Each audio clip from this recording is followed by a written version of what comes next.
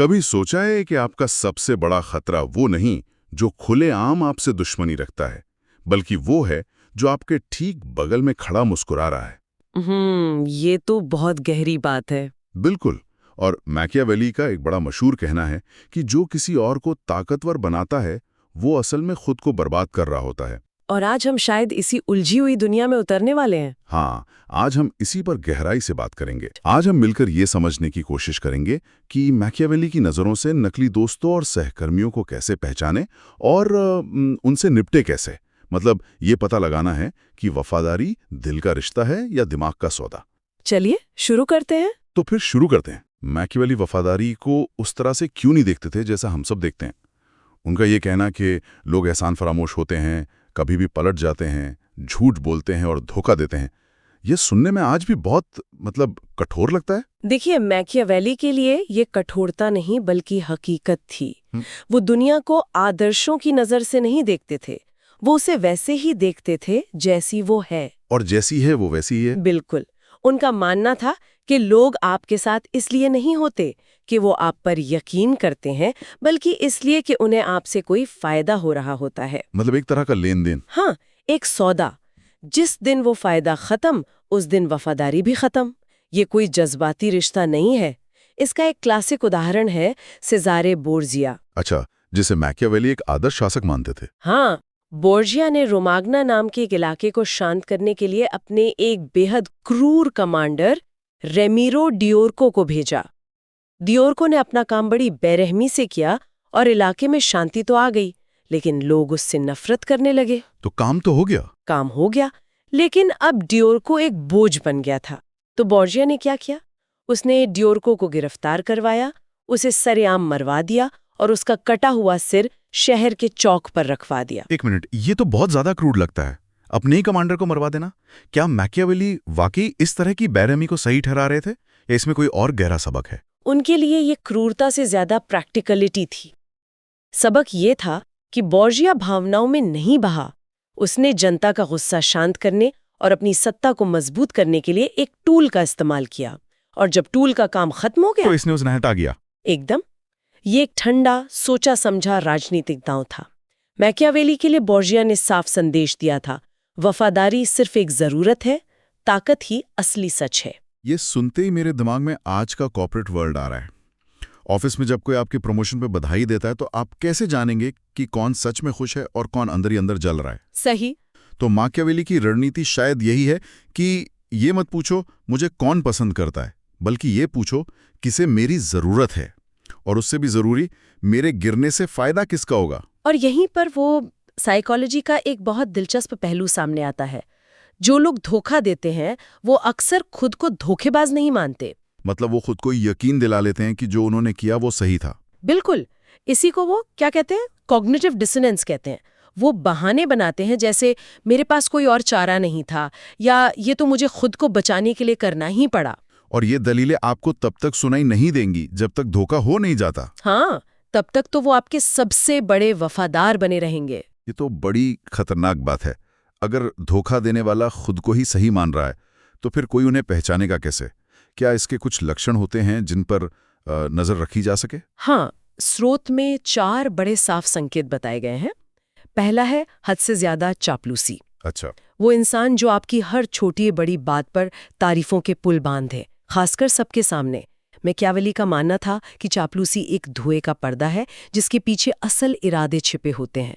इसका मकसद आपको मजबूत करना नहीं, बल्कि आपकी सुरक्षा की भावनाओं को कमजोर करना है। हाँ, वो इंसान जो आपको इतना सहेज कर दे कि आप खतरों को देख ही ना पाएं। और दूसरा संकेत क्या है? दूसरा है संकट के समय गायब हो जाना। ये लोग जीत के जश्न में सबसे आगे नजर आएंगे, शैंपेन की बोतल खोलेंगे, लेकिन जैसे ही आप पर कोई मुश्किल आएगी या कोई आप पर सवाल उठाएगा, ये सबसे पहले गायब हो जाएंगे। ये सिर्फ तब तक आपके साथ ही हैं जब तक सब कुछ आसान है। बिल्कुल। यानी कि वो क्लासिक फेयर वेदर फ्रेंड। और तीसरा संकेत, आपने उसे निष्क्रिय तोड़फोड़ कहा था। ये क्या होता है? ये सबसे शातिर तरीका है। ये लोग कभी सीधा हमला नहीं करते, ये तारीफ की आड़ में जहर घोलते हैं। जैसे वो कहेंगे, अरे वो तो बहुत प्रतिभाशाली है, बस आजकल थोड़ा तनाव में रहता है। या प्रोजेक्ट तो उसने बहुत अच्छा संभाला, हालांकि टीम के कुछ लोग उससे खुश नहीं हैं। एकदम। समझ गया। ये एक तरीका है आपकी रेपुटेशन पर शक का बीज डालने का, वो भी आपका दोस्त बने रहते हुए, बहुत चालाकी से। और चौथा, एनर्जी में बदलाव। जब आप कामयाब होते हैं तो उनकी प्रतिक्रिया को गौर से देखिए। क्या उनकी मुस्कान आंखों तक पहुंचती है या वो बनावटी लगती है? क्या वो आपकी खुशी में सच में खुश हैं या फौरन बात बदलने की कोशिश करते हैं? मैकियावेली का कहना था, दोस्तों के बीच की जलन दुश्मनों की नफरत से ज्यादा खतरनाक होती है, क्योंकि इसी जलन से धोखे का जन्म होता है। ये पहचानना तो वाकई मुश्किल होगा, क्योंकि ये चीजें बहुत सटल हैं। मान लीजिए किसी ने पहचान भी लिया, तो फिर अगला कदम क्या हो? क्या जाकर सीधे सीधे बात करनी चाहिए? मैकियावेली इस बारे में क्या कहते हैं? बिल्कुल नहीं। मैकियावेली कभी भी जज्बातों में बहकर फैसला लेने की सलाह नहीं देते। सीधा टकराव आपको कमजोर और भावुक दिखाता है। तो फिर समाधान क्या है? समाधान बहुत ठंडा और सोचा समझा है। रणनीतिक दूरी, स्ट्रेटेजिक डिस्टेंस। रणनीतिक दूरी मतलब उनसे मिलना जुलना बंद कर दें? पूरी तरह से नहीं, उन्हें अपनी जिंदगी से काटना नहीं है। बस उन्हें इतना करीब रखें कि आप उन पर नजर रख सकें, लेकिन इतना दूर कि वो आपको कोई नुकसान ना पहुंचा पाएं। दोस्तों को करीब रखो और दुश्मनों को और भी करीब। मैकियावेली इसमें थोड़ा बदलाव करते हैं। संदिग्ध सहयोगियों को एक सुरक्षित दूरी पर रखो। इसका कोई ऐतिहासिक उदाहरण है जिससे ये बात और साफ हो? फ्रांस के राजा लुई 11 इसका बेहतरीन उदाहरण है। वो हमेशा ताकतवर और महत्वाकांक्षी रईसों से घिरे रहते थे, जो कभी भी उन्हें धोखा दे सकते थे। तो उन्होंने क्या किया? वो बहुत मजबूत नहीं होने दिया। नतीजा ये हुआ कि कोई भी सहयोगी इतना ताकतवर नहीं बन पाया कि राजा को चुनौती दे सके। और आज के दुनिया में ऑफिस में इसका क्या मतलब हुआ? इसका मतलब है जानकारी पर कंट्रोल। मान लीजिए आपको शक है कि आपका एक सहकर्मी आपकी बातें बॉस तक पहुंचा रहा है। आप उस पर इल्जाम नहीं लगाएंगे, उससे सिर्फ ड्रामा होगा। हाँ, इसके बजाय आप धीरे धीरे उसके साथ संवेदनशील जानकारी साझा करना बंद कर देंगे। आपकी बातचीत विनम्र रहेगी लेकिन गहरी नहीं होगी। आप उसे अपने जरूरी फैसलों से बाहर कर देंगे। उसे पता भी नहीं चलेगा कि वो कब आपके सर्कल से बाहर हो गया। संक्षेप में, उन्हें अनफ्रेंड नहीं, अनप्लग करें। बिल्कुल। लेकिन क्या सिर्फ दूरी बनाना काफी है? ये थोड़ा पैसिव नहीं लगता? मुझे लगा था मैकियावेली एक्शन लेने में विश्वास रखते थे, कभी-कभी पहला बार करने में भी। हाँ, लेकिन ये बदला लेने के बारे में नहीं है। ये खतरे को बढ़ने से पहले ही खत्म करने के बारे में है। मैकियावेली का सिद्धांत था, रोकथाम ही शक्ति है।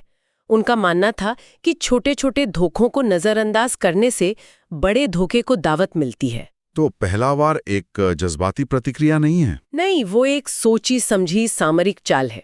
इसका मकसद किसी को तबाह करना नहीं, बल्कि खतरे को बढ़ने से रोकना और अपना कंट्रोल बनाए रखना है। ये सब सुनने में बहुत अकेला और थका देने वाला लगता है। अगर हर कोई मतलबी है, तो क्या एक भरोसेमंद नेटवर्क बनाना नामुमकिन है? मैकियावेली के हिसाब से भरोसे की कोई जगह ही नहीं है। जगह है, लेकिन वो भरोसे की परिभाषा बदल देते हैं। उनके लिए भरोसा भावनाओं पर नहीं, बल्कि आपसी जरूरत पर टिका होता है।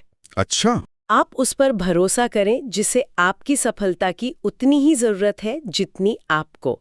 उन लोगों पर दांव लगाएं जिन्हें आपको धोखा देने में फायदे से ज्यादा नुकसान हो। यानी दोस्ती को एक गठबंधन की तरह देखना है, जहां दोनों पार्टियों का कुछ ना कुछ दांव पर लगा हो। बिल्कुल। इसका सबसे अच्छा मॉडल कार्डिनल रिशेल्यू थे, जो फ्रांसीसी सिंहासन के पीछे की असली ताकत थे। उन्होंने अपना दरबार दोस्ती पर नहीं, बल्कि काम पर बनाया था। हर इंसान की एक भूमिका थी और हर रिश्ता एक लेन देन पर आधारित था। मतलब अगर कोई फायदेमंद नहीं है तो उसे बिना किसी भावना के हटा दिया जाता था। ये कठोर लगता है, लेकिन इसी तरीके से रिशेल्यू ने 2 दशकों तक सांपों से भरे दरबार में अपनी सत्ता बनाए रखी। एक मैकियावेलियन ये नहीं पूछता क्या वो मुझे पसंद करते हैं, वो पूछता है क्या उन्हें मेरी जरूरत है। सही। तो हमने खतरे को पहचानना, उससे दूरी बनाना और एक मजबूत नेटवर्क बनाना सीख लिया। मैकियावेली के तर्कश में आखिरी और सबसे ताकतवर तीर कौन सा है? गोपनीयता की शक्ति। मैकियावेली का मानना था कि जो इंसान जानकारी के बहाव को नियंत्रित करता है, वही असल में हालातों को नियंत्रित करता है। उनका एक मशहूर कहना है, एक शासक के लिए जरूरी नहीं कि उसमें सारे अच्छे गुण हों, लेकिन ये बहुत जरूरी है कि वो ऐसा दिखाए कि उसमें वो सारे गुण हैं। एकदम। मतलब असलियत से ज्यादा जरूरी है कि लोग आपको कैसा समझते हैं। तो अपने इरादे कभी जाहिर मत करो। कभी भी पूरी तरह से नहीं। जानकारी को टुकड़ों में बांटो, अलग अलग लोगों को पहेली के अलग अलग हिस्से दो। इस तरह पूरी तस्वीर सिर्फ आपके पास रहेगी। और खामोशी एक बहुत बड़ा हथियार है। वो कैसे? ये लोगों को असहज करती है और उस बेचैनी में वो अक्सर जरूरत से ज्यादा बोल जाते हैं। इसका एक क्लासिक उदाहरण नेपोलियन बोनापार्ट। ऑस्टरलिट्स की लड़ाई से पहले उन्होंने जानबूझकर अपनी सेना को कमजोर दिखाया और गलत जानकारी लीक की ताकि दुश्मन को लगे कि वो आसानी से जीत जाएंगे। और दुश्मन जाल में फंस गया। नतीजा एक ऐसी शानदार जीत थी जो ताकत के दम पर नहीं बल्कि दिमाग और धोखे के दम पर हासिल की गई थी। लेकिन मान लीजिए इन सब सावधानियों के बावजूद धोखा हो ही गया, तब क्या? तो एक मैकियावेलियन इसे एक तबाही के तौर पर नहीं बल्कि एक मौके के तौर पर देखता है। धोखा आपको 3 चीजें देता है। अच्छा। पहली, ये आपको दिखाता है कि कौन वाकई में आपका दुश्मन था। अब आपको अंदाजा लगाने की जरूरत नहीं है। दूसरी, ये आपको आपकी कमजोरी दिखाता है कि आपने कहाँ गलती की। और तीसरी, ये आपको पलटवार करने का एक मजबूत कारण देता है। स्टीव जॉब्स का उदाहरण यहाँ एकदम सटीक बैठता है। बिल्कुल। 1985 में जब उन्हें एप्पल से निकाला गया, जिस कंपनी को उन्होंने खुद बनाया था, तो वो बिखर सकते थे, लेकिन उन्होंने ऐसा नहीं किया। उन्होंने नेक्स्ट और पिक्सार जैसी कंपनियां बनाई और उन्हें सफल बनाया। और जब एप्पल दिवालिया होने की कगार पर था, तो वो एक हारे हुए कर्मचारी की तरह नहीं बल्कि एक मसीहा की तरह वापस आए। उन्होंने धोखे को अपनी सबसे बड़ी ताकत में बदल दिया। एप्पल को उन्हें वापस बुलाने पर मजबूर होना पड़ा। हाँ, ये बदला नहीं था, ये रणनीतिक प्रभुत्व था। धोखा एक आईने की तरह है। यह आपको सच्चाई दिखाता है और अगर आप होशियार हैं तो आपके हाथ में एक हथियार थमा देता है। तो इस पूरी चर्चा का निचोड़ क्या है? मैकियावेली की एक चेतावनी आज भी उतनी ही सच है। किया गया वादा अतीत की जरूरत था, तोड़ा गया वादा वर्तमान की जरूरत है। इसका मतलब साफ है, लोग तब तक वफादार हैं जब तक उनका फायदा है। और जो इस कड़वी हकीकत के लिए तैयार नहीं है, उसे धोखा मिलेगा ही। अंत में मैकियावेली का सबसे बड़ा तोहफा क्रूरता नहीं बल्कि समझ है। ये समझना कि ताकत का खेल भावनाओं से नहीं बल्कि दिमाग, रणनीति और तैयारी से खेला जाता है। इस खेल में वो लोग नहीं टिकते जिन्हें सबसे ज्यादा प्यार किया जाता है, बल्कि वो टिकते हैं जो सबसे ज्यादा तैयार रहते हैं।